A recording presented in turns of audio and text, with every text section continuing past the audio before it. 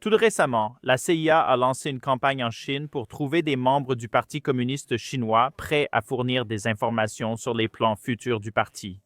Pour contrer cette menace, le Parti communiste chinois a lancé un programme pour retourner les agents de la CIA contre les États-Unis.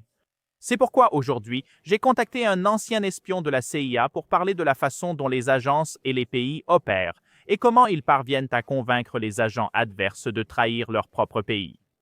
Écoutons. Conversation très enrichissante. Bienvenue à tous. Aujourd'hui, André Bustamante est avec moi.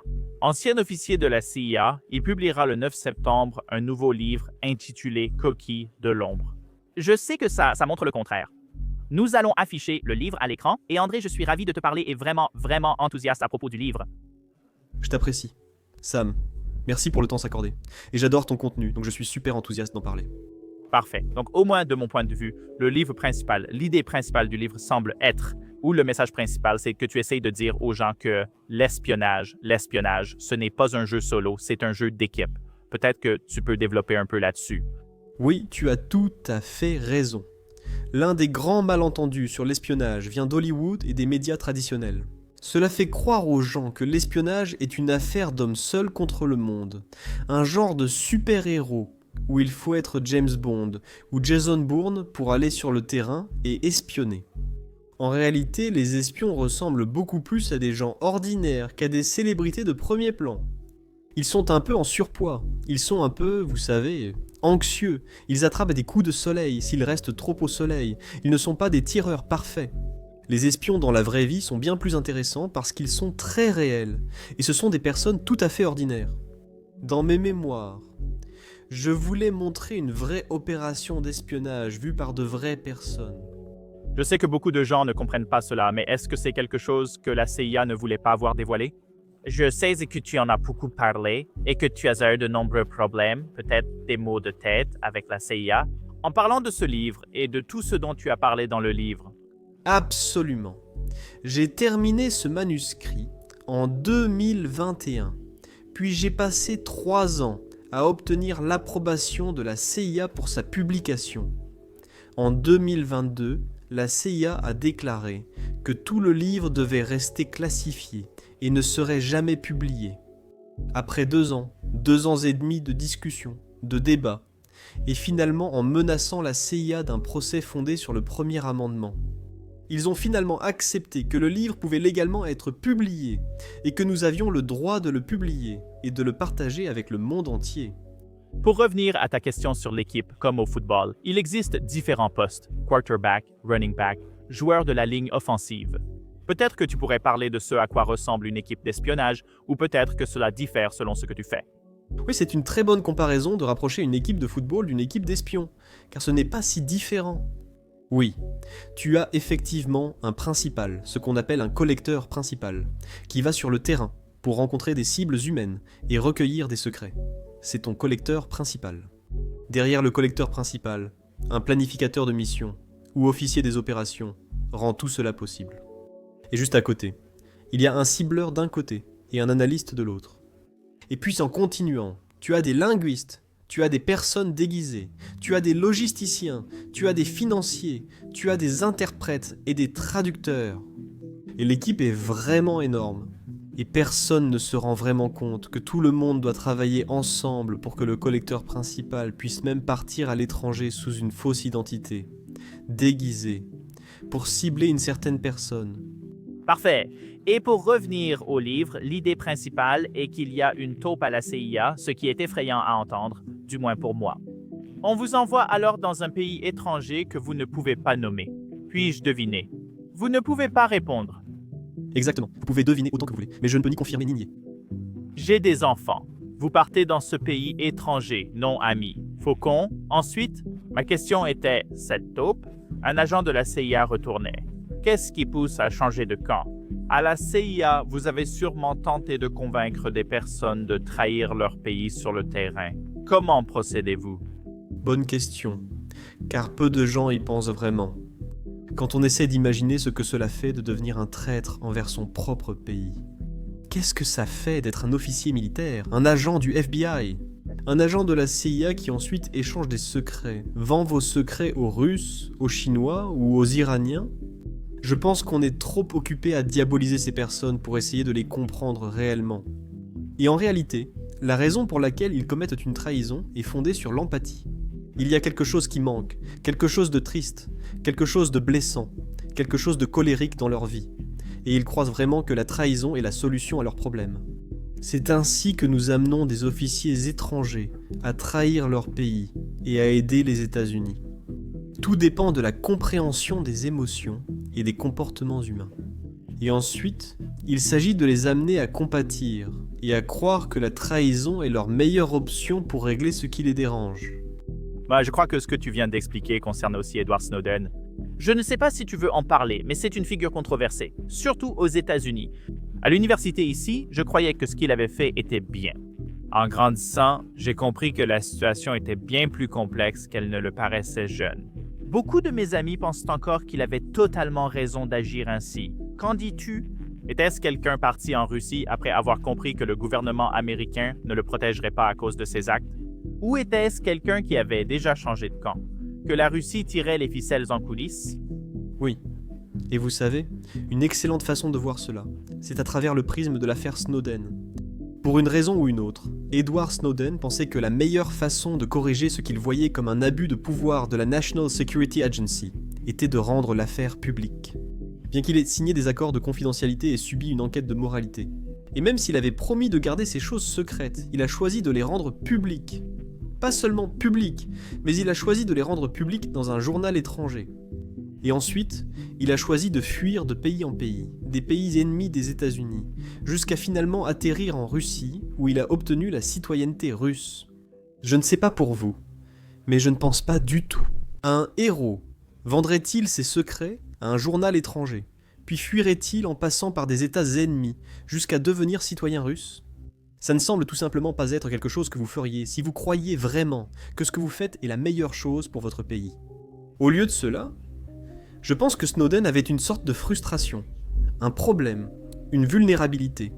Ça aurait pu être l'argent, ça aurait pu être l'orgueil personnel, ça aurait pu être l'ego, ça aurait pu être simplement, vous savez, de la frustration professionnelle. Avec son rôle de sous-traitant à la National Security Agency, la liste est infinie concernant ce qui aurait pu le pousser à agir, mais au final, il croyait que la trahison allait résoudre le problème. C'est sûr. Et c'est ce que je veux dire par là. J'ai changé d'avis parce que quand j'étais jeune, je ne m'y étais pas vraiment intéressé. C'était juste ce que tu entendais des autres. Mais une fois que j'ai commencé à m'y intéresser, c'est comme si, disons, qu'il avait fait tout ça à cause d'un principe auquel il croit. Tu n'iras pas en Russie où ces principes n'existent pas. Je crois avoir appris cela récemment en écoutant un de tes podcasts. Il a reçu des médailles en Russie, des titres de héros et d'autres distinctions. Donc, on dirait simplement qu'il ne défend pas vraiment les principes qu'il prétend défendre. Exactement. S'il défendait vraiment les valeurs démocratiques, il y a des dizaines de pays démocratiques qui l'accueilleraient volontiers et le protégeraient, parce qu'ils jugeraient que les États-Unis violent les droits de l'homme et les libertés individuelles. Mais il savait que ce n'est pas ce qu'il a fait. Il savait qu'il avait enfreint de nombreuses lois et règles, même les règles tacites, n'est-ce pas? Même en tant qu'officier du renseignement assermenté. Un collaborateur du renseignement approuvé. Vous ne pouvez pas enfreindre certaines règles. Cela fait de vous quelqu'un d'indigne de confiance à jamais. Il a probablement mis en danger de nombreuses personnes que vous connaissez en agissant ainsi. Oui, exactement. Moi. L'Amérique ne saura jamais l'ampleur réelle des dégâts causés par Snowden, car alors qu'il fuyait de pays en pays, il continuait à révéler des secrets. Nous ne le connaissons que pour ce qu'il a révélé au journal The Guardian, n'est-ce pas? Quoi? La collecte de métadonnées sur les citoyens américains dans le cadre du Patriot Act, c'est ce que nous savons tous. Mais l'Américain moyen ne comprend pas qu'à chaque voyage ou déplacement à l'étranger, il payait son passage avec encore plus de secrets. Il révélait encore plus de secrets sur la National Security Agency. Il sapait encore plus d'opérations. Et à cause de cela, la National Security Agency a dû abandonner des opérations, en recréer, les relancer, les restructurer, pour protéger les Américains, car à chaque étape, Snowden menaçait notre sécurité. Non, je n'y avais pas pensé, c'est vrai, surtout pour échanger contre la citoyenneté ou la protection en Russie. Oui, c'est logique. Jeffrey Epstein est aussi très présent dans les théories du complot du renseignement. Tu en as beaucoup parlé.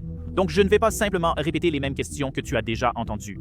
Mais je veux juste avoir ton avis sur ce que tu en penses. Est-ce qu'il travaillait avec? Est-ce qu'il travaillait avec une agence? Ou était-ce un agent à part entière? Tu sais, est-ce qu'il a été créé par une agence? Mais la question intéressante que j'ai, c'est à quel point est-ce courant? Les gens riches, les gens puissants, travaillent-ils avec l'agence de leur propre pays ou avec celle d'un autre pays? C'est une excellente question. Je dirais que c'est en fait plus courant que ce que les gens pensent. Les personnes riches soutiennent les opérations de renseignement. Et cela a du sens parce que la plupart des personnes riches sont aussi très patriotes envers leur pays. Et ils ont réussi non pas parce qu'ils étaient doués dans beaucoup de domaines, mais parce qu'ils étaient excellents dans un seul domaine.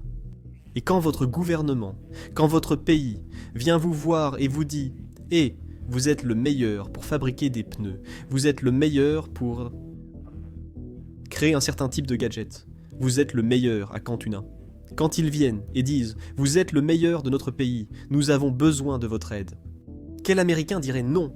Quel Américain va dire « Vous savez quoi? Ça ne m'intéresse pas. » Ne ratez pas la chance de devenir celui qui signe avec le gouvernement fédéral. Ils achèteront tout votre thon en conserve. C'est comme la situation d'Elon Musk. Vous pensez qu'Elon Musk aidait Donald Trump parce qu'Elon aime l'Amérique? Non. Elon voulait que Tesla et SpaceX soient les principaux sous-traitants du gouvernement fédéral américain pour les 4 prochaines années. Il a aussi vu des signes de dollars et des contrats gouvernementaux dans sa coopération. Donc, il est très courant que les personnes riches veuillent en soutenir les États-Unis. La différence avec Epstein, c'est que pour soutenir les États-Unis depuis une position de sécurité, il faut que vos activités soient légales. Epstein menait des activités illégales, transférant argent et personnes à l'étranger de façon illicite. Les États-Unis ne peuvent pas collaborer avec un tel homme. La CIA n'a aucun moyen de travailler avec quelqu'un qui enfreint la loi américaine, et c'est parce que la CIA dépend du pouvoir exécutif, ce qui signifie que sous le pouvoir exécutif du gouvernement, nous devons uniquement travailler avec des Américains respectueux de la loi. Mais le département de la justice, qui relève du pouvoir judiciaire, la deuxième branche complètement différente, la branche judiciaire du gouvernement, eux, ils peuvent travailler avec des criminels, et ils travaillent effectivement avec des criminels. Donc, ma théorie, c'est que Jeffrey Epstein était en réalité un atout du FBI, ce qu'on appelle un confidentiel informateur, c'est-à-dire un informateur confidentiel. Et il balançait des gens qui travaillaient avec lui pour faire passer de l'argent en contrebande, cacher, ou faire passer des enfants en contrebande, et dissimuler de l'argent. Il donnait ses activités criminelles au FBI, en échange d'un pardon ou d'une immunité dans sa propre affaire. C'est une explication bien plus probable de Jeffrey Epstein. Ce sont des probabilités sans tous les détails, n'est-ce pas? Exactement. C'est là que je suis confus, car tu as dit que la CIA ne peut pas enfreindre les lois. Je crois que tu parles de notre podcast, peut-être du livre, je ne sais plus. Si tu dis ça sur YouTube, on le censurera. Tu l'as utilisé pour, tu sais, genre, si dans un pays étranger, tu veux l'utiliser avec quelqu'un qui le veut, tu le donnerais. Mais est-ce que ce n'est pas considéré comme enfreindre la loi? C'est une excellente question, parce que la CIA ne peut pas enfreindre les lois américaines. Si nous enfreignions les lois américaines, nous devons recevoir une autorisation très spécifique du système judiciaire. Nous ne reconnaissons pas comme loi celles en dehors des États-Unis.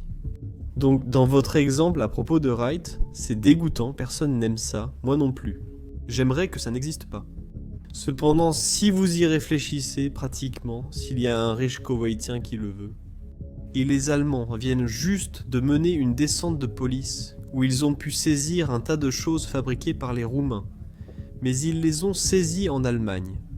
Il n'y a aucune raison pour laquelle la CIA ne pourrait pas demander au Bundesnachrichtendienst allemand de nous donner une partie de cela, afin que nous puissions l'utiliser au Koweït pour obtenir des secrets.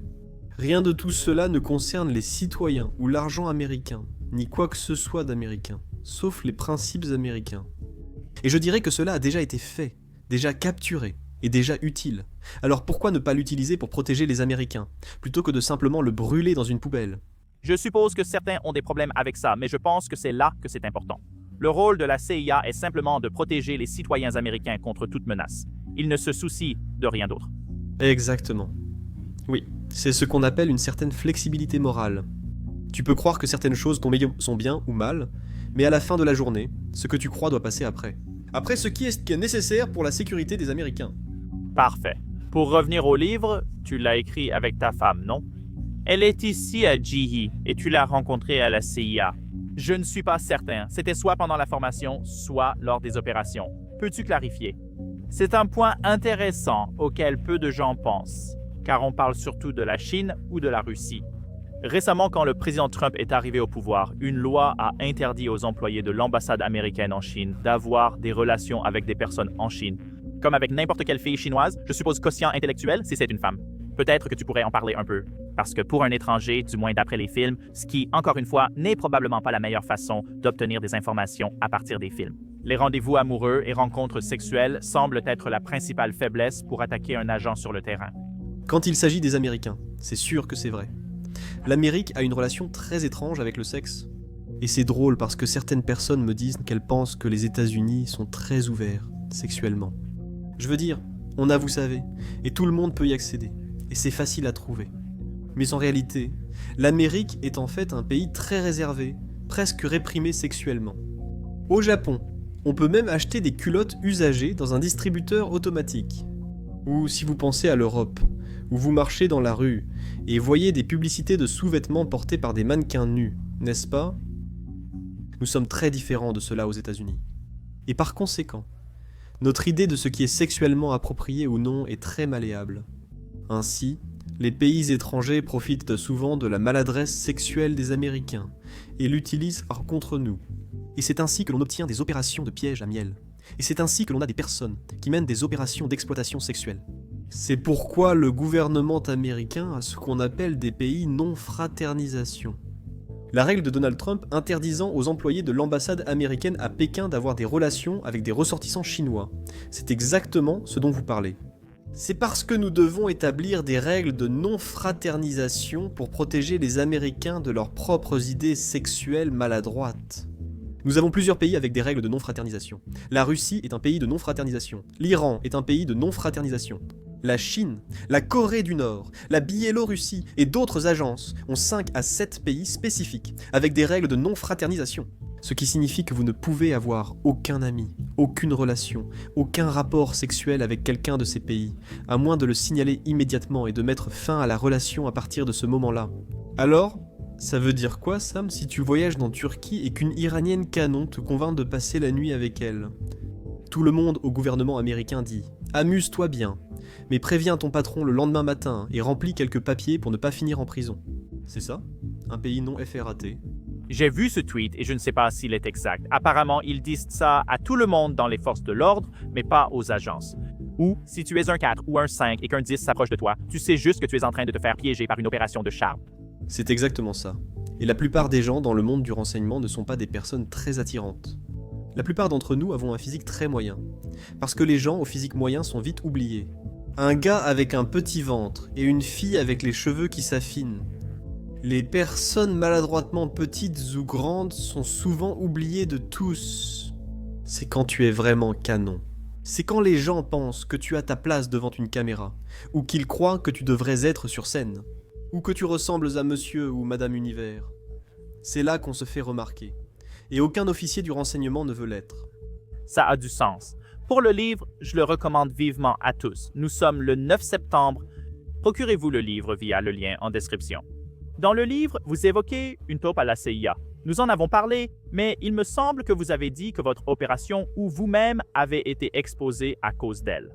Je veux me concentrer sur leur façon de communiquer et la vôtre. Par exemple, comment cette taupe a-t-elle renvoyé quelque chose aux États-Unis? Qui qu'il soit, peu importe le service de renseignement du pays, comment leur a-t-il fait savoir cela? Et il y a quelqu'un là-bas. Est-ce qu'il se contente de dire qu'il y a quelqu'un là-bas? Est-ce qu'il leur donne votre alias? Qui est genre Alex quelque chose? J'oublie le nom? Ou il est Hernandez Andrew? Est-ce qu'il envoie une photo? Comment fonctionne la communication avec les taupes et tout ça? Oui, j'adore cette question. Personne ne me l'avait jamais posée. Merci, Sam. Donc, quand deux personnes communiquent en secret, elles communiquent clandestinement. Donc on appelle ça une communication clandestine. Conclan. Et il existe toutes sortes de formes différentes de conclan. Certaines conclans sont littéralement un système d'exploitation que vous installez sur votre téléphone. Et ça ressemble à une application normale. Mais en réalité, c'est renforcé, c'est isolé, et c'est un chiffrement complètement séparé. Je peux désormais te parler via une application classique sur mon téléphone.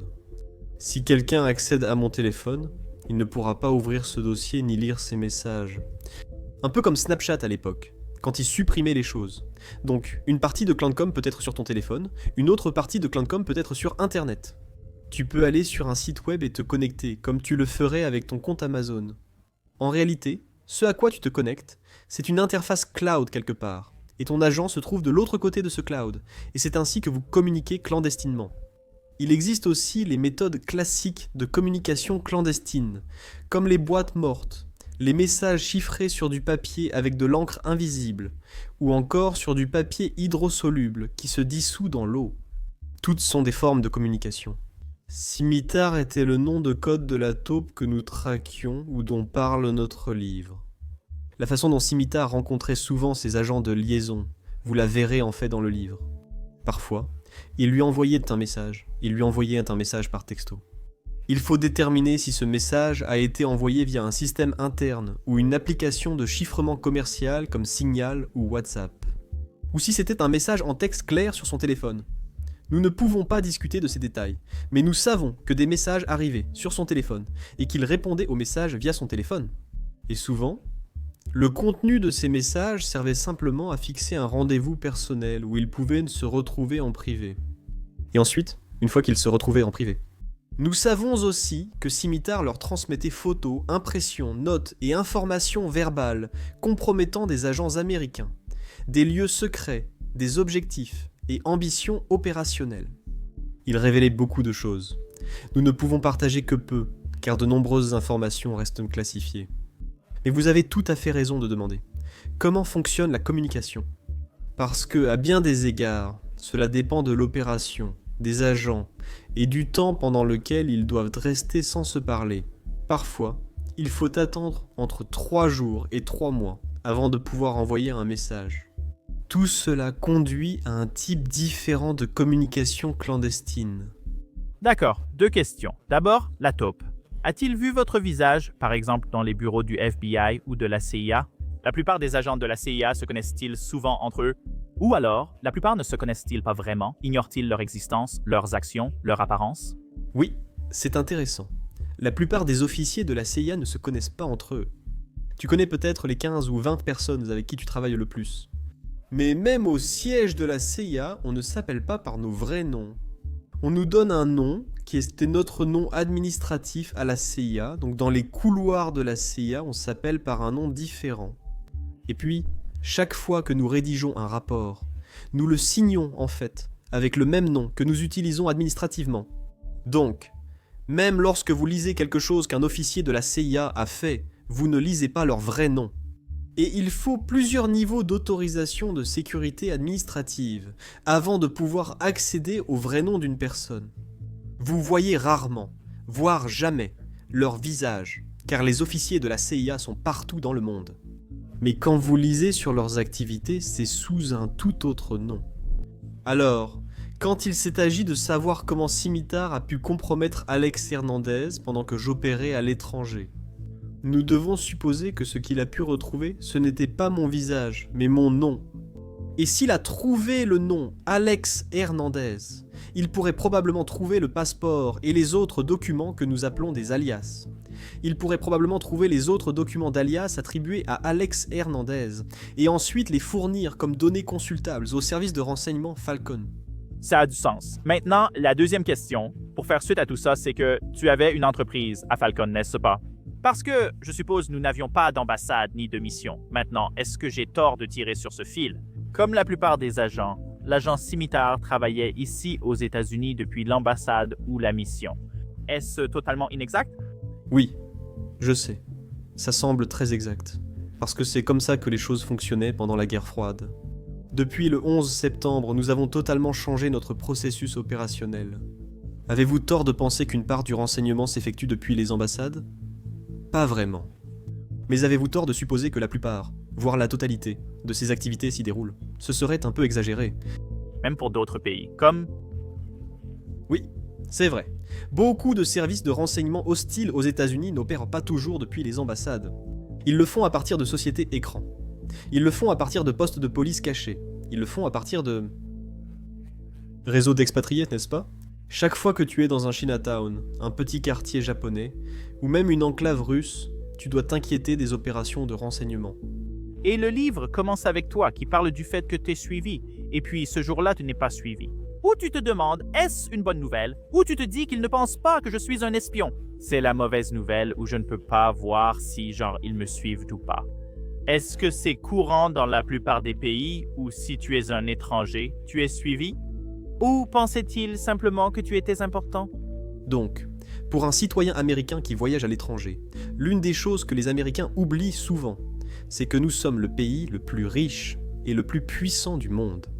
Quand un Américain arrive dans un hôtel à l'étranger, surtout dans un endroit très pauvre, il est remarqué.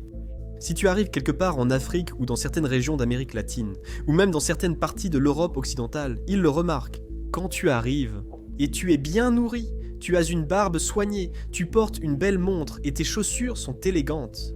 Et tu portes, tu sais, une pochette Versace. Et tu as un costume signé Hugo Boss. Les gens remarquent tous ces symboles de statut, surtout dans les pays où il n'y a pas beaucoup de personnes riches.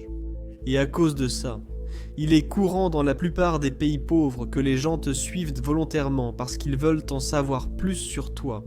Ainsi, ils peuvent vendre tes informations à la police, ou ils peuvent vendre tes informations à une organisation criminelle. L'organisation criminelle ou la police peut t'extorquer des pots de vin, te voler à l'hôtel ou t'agresser dans la rue. Mais tout cela pour dire qu'il est en fait très courant que des citoyens américains soient surveillés à l'étranger, sans même s'en rendre compte. En fait, j'ai eu plusieurs amis qui ont voyagé pour affaires, et ils sont presque gênés d'avouer qu'ils pensent que quelqu'un les suivait dans leur hôtel. Ils sont tellement gênés parce qu'ils ne savent pas comment le vérifier. Ils ne savent pas comment effectuer un parcours de détection de surveillance, qui le confirmerait. Mais ils savent qu'une personne louche apparaissait sans cesse, où il y avait toujours quelqu'un de louche qui restait devant la porte d'entrée de la réunion, du bureau où ils continuaient à se réunir. Beaucoup l'ont vécu sans jamais savoir ce que c'était. Je crois qu'on a eu récemment un représentant, un député ou un podcasteur qui a confirmé avoir fait un voyage amical en Israël et qu'une personne a fouillé ses bagages à l'hôtel. Il en a discuté avec d'autres ayant été en Israël et on lui a confirmé que c'est courant là-bas. Pourquoi font-ils cela, surtout si la personne est amicale? Israël n'est pas amical. Il est essentiel que les gens sachent qu'Israël n'est pas un allié des États-Unis.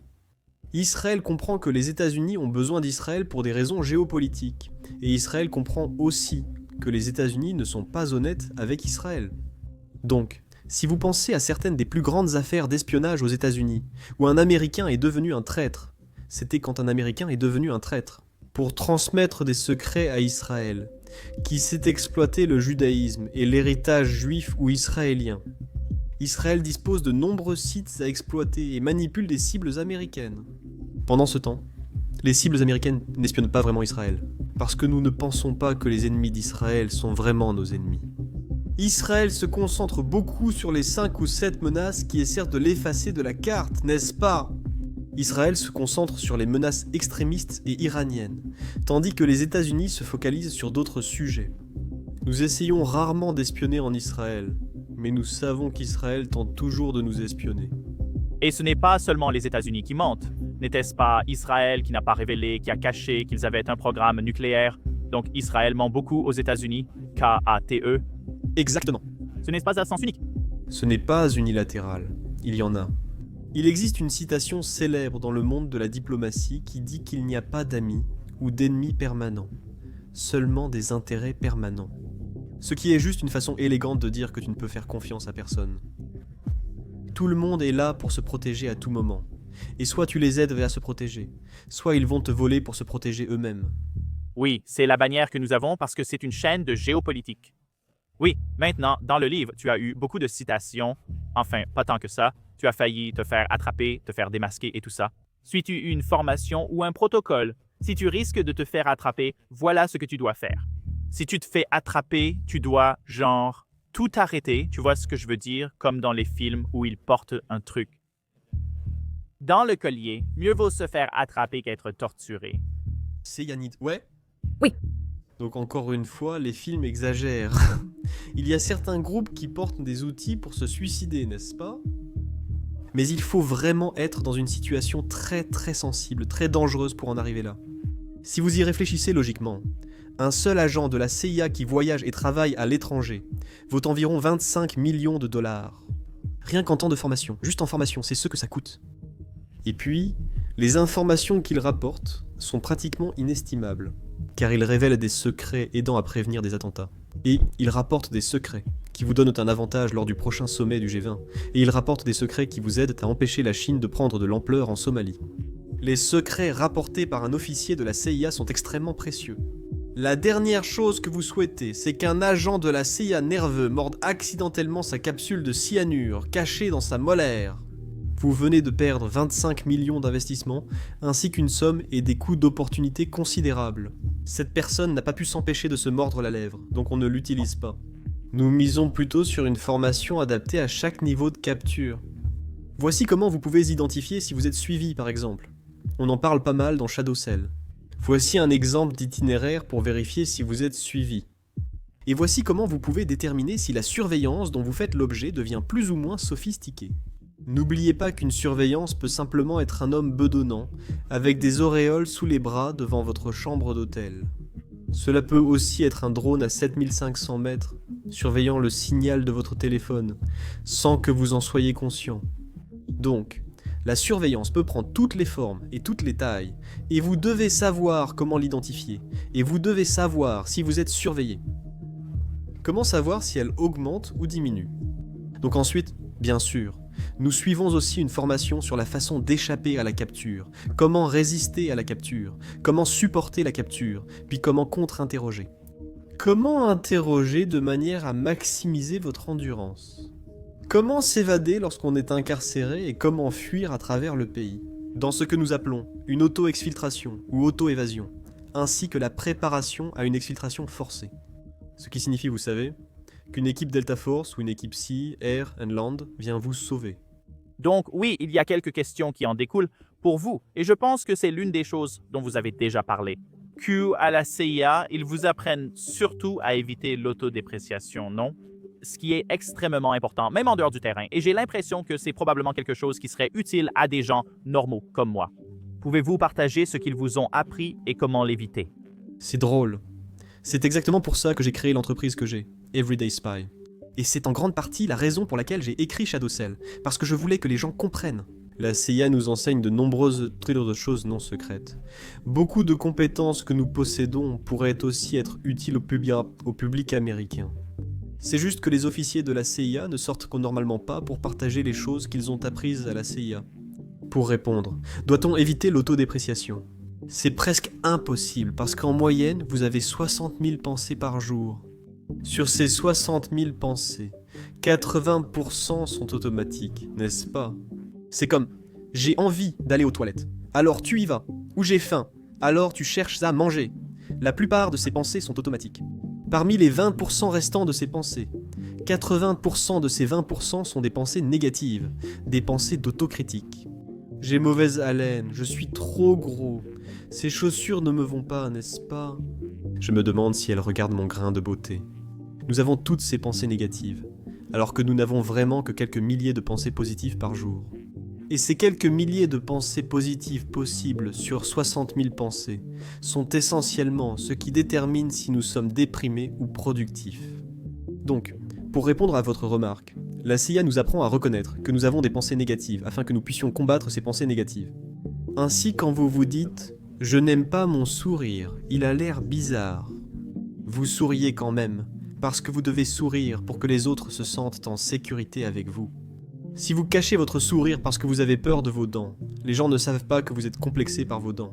Ils croient simplement que vous cachez quelque chose et vous ne voulez pas qu'ils le pensent. Donc, nous devons apprendre à accepter que quelles que soient les pensées négatives que nous avons, nous pouvons les avoir. Et elles ne sont pas pertinentes pour la mission actuelle. Je vais le découper et l'écouter toutes les quelques semaines. Je pense que c'est très utile. Une autre chose, quand tu sortais, je crois que c'était à l'aéroport, tu as été arrêté pour un interrogatoire. Et tu as parlé quelque part où tu as utilisé beaucoup de techniques que tu as apprises. Je suppose que c'est de l'autre côté, là où tu t'es probablement entraîné à l'interrogatoire. Ou peut-être qu'il t'entraîne des deux côtés. Ou, si tu es de ce côté de la table, voici ce que tu dois faire. Si tu es de l'autre côté, voilà ce que tu dois faire. J'ai l'impression que cela pourrait aussi servir lors d'entretiens, de rendez-vous ou pour le réseautage.